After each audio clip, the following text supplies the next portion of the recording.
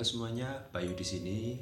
Dan di video kali ini aku ingin share kepada teman-teman sekalian, khususnya pecinta film horor, karena di video kali ini aku ingin sekalian mempromosikan salah satu YouTuber horor dari kota Yogyakarta.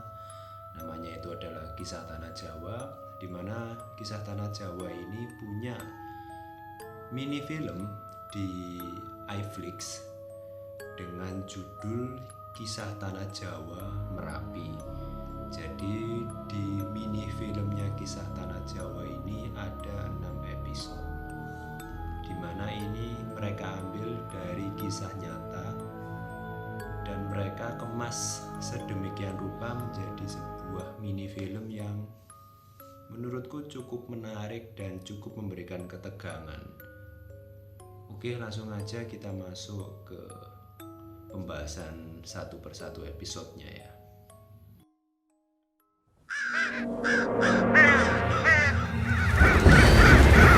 Survivor atas nama Dito Sucipto dan Muhammad Jamal Ali sudah berhasil ditemukan pada hari kedua, Mbak. Alasan gue bikin dokumenter ini, gue pengen nemuin titik akhir dari pencarian Rio. Teman kamu tidak mau pulang. Dia diambil Merapi. Sebentar lagi purnama. Kalian harus berhati-hati. Hati-hati.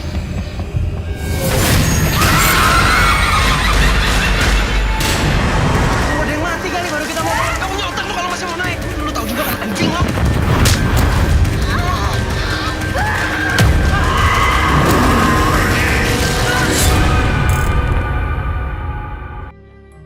Nah, itu tadi adalah trailer dari Kisah Tanah Jawa Merapi ya. Ini trailer secara umum ya teman-teman, bukan per episode. Jadi dari episode 1 sampai 6 trailernya seperti itu tadi yang aku tayangin. Nah, di episode pertama itu kita akan menemukan salah satu episode dengan judul Apakah Rio Masih Hidup. Jadi Rio ini adalah salah satu teman dari tokoh utama, yaitu si Andi.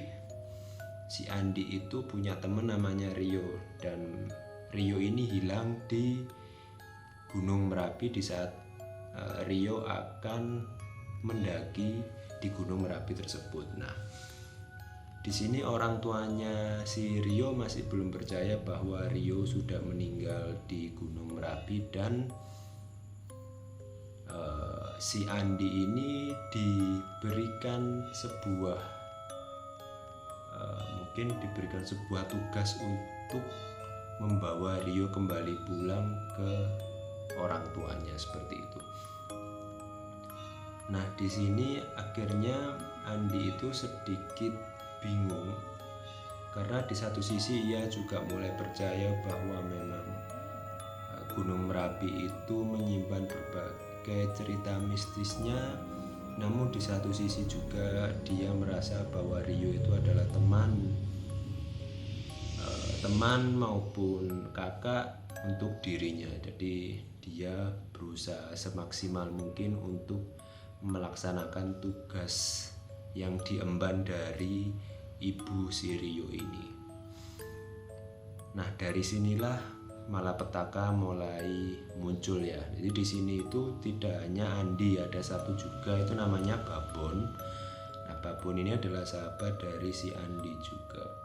Jadi petualangan mereka menyusuri Gunung Merapi dimulai dari episode pertama ini. Nah, salah satu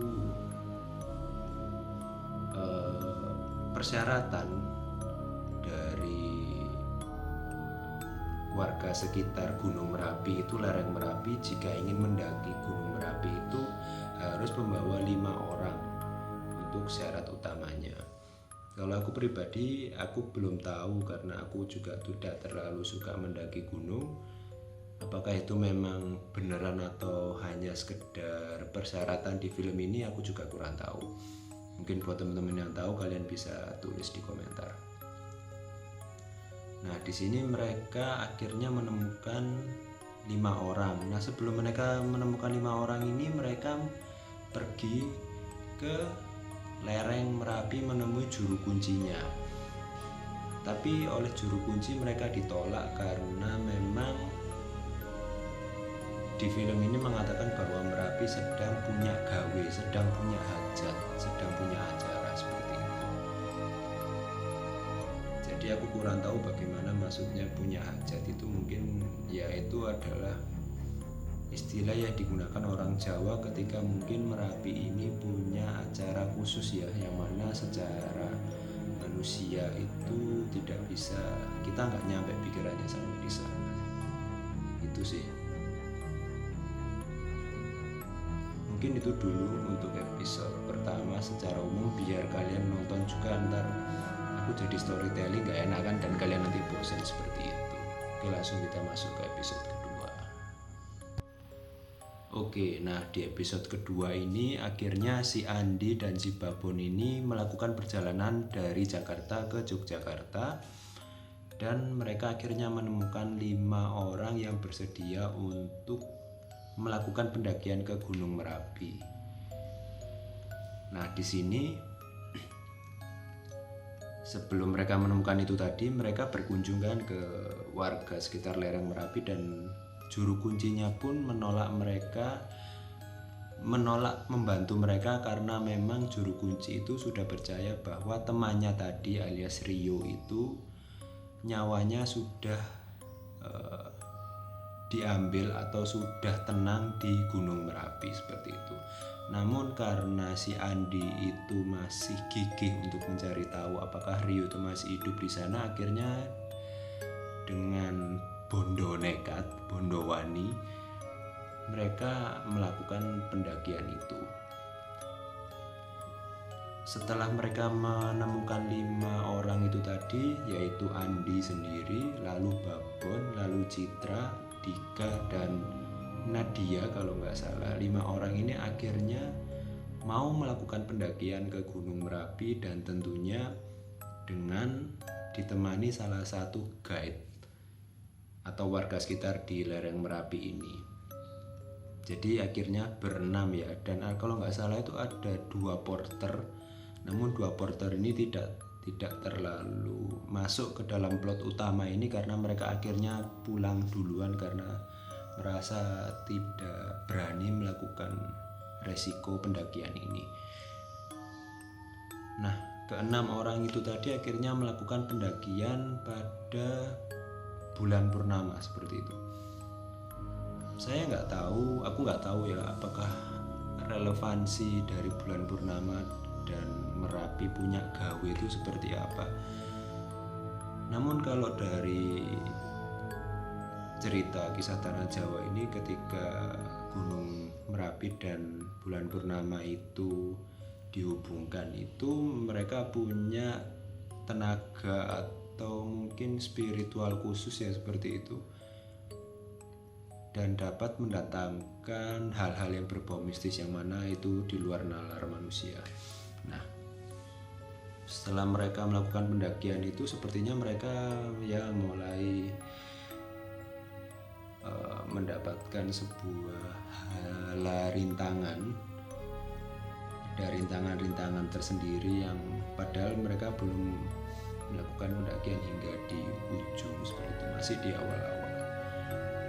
Dan salahnya Andi ini, aku kasih tahu sekarang ya, salahnya Andi ini tidak memberikan informasi kepada ketiga orang yang baru bergabung itu, si Citra, Nadia, sama Dika ini, bahwa tujuan pendakian ini adalah untuk mencari temannya si Rio itu tadi yang hilang di Gunung Merapi.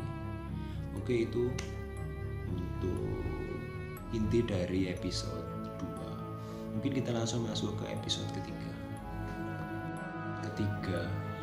Nah, di episode ketiga ini dengan judul Siapa Bisa Dipercaya. Mungkin buat teman-teman, nah di sini ada kebimbangan seperti itu ya, karena di sini akhirnya ada satu orang lagi yang masuk di cerita utama ini, namanya adalah Pak Darmo. Dimana Pak Darmo ini adalah seorang yang mempunyai niat yang sebenarnya baik, namun dianggap mencurigakan oleh orang-orang yang mendaki gunung ini tadi dengan guide-nya seperti itu. Si tour guide ini sebenarnya bukan tour guide beneran teman-teman, hanya seorang peternak saja, yang mana peternak ini mengetahui seluk-beluk dari Gunung Merapi. Ya akhirnya mereka menggunakan tour guide abal-abal ini untuk mendaki Gunung Merapi menggunakan jalur yang terlarang seperti itu. Nah oh iya, di cerita ini diceritakan bahwa Merapi ini ditutup karena erupsi, padahal sebenarnya bukan karena itu. Penasaran seperti apa? Ditonton aja ya, nanti 6 episodenya seperti itu. Jangan lupa di download. Lalu kita masuk, balik lagi ke cerita. Ketemu Pak Darmo itu tadi membuat orang-orang atau pendaki-pendaki itu mulai bingung siapa yang bisa dipercaya. Walaupun memang tidak dikatakan secara gamblang, namun secara tingkah laku mereka itu sudah mulai siapa yang bisa dipercaya. Apakah Pak Suratno selaku tour guide mereka yang dari awal menemani, ataupun Pak Darmo yang mana sepertinya dia adalah orang asing tapi mempunyai niat yang baik seperti itu. Nah di sini akhirnya mulai kelihatan gejolak-gejolak di mana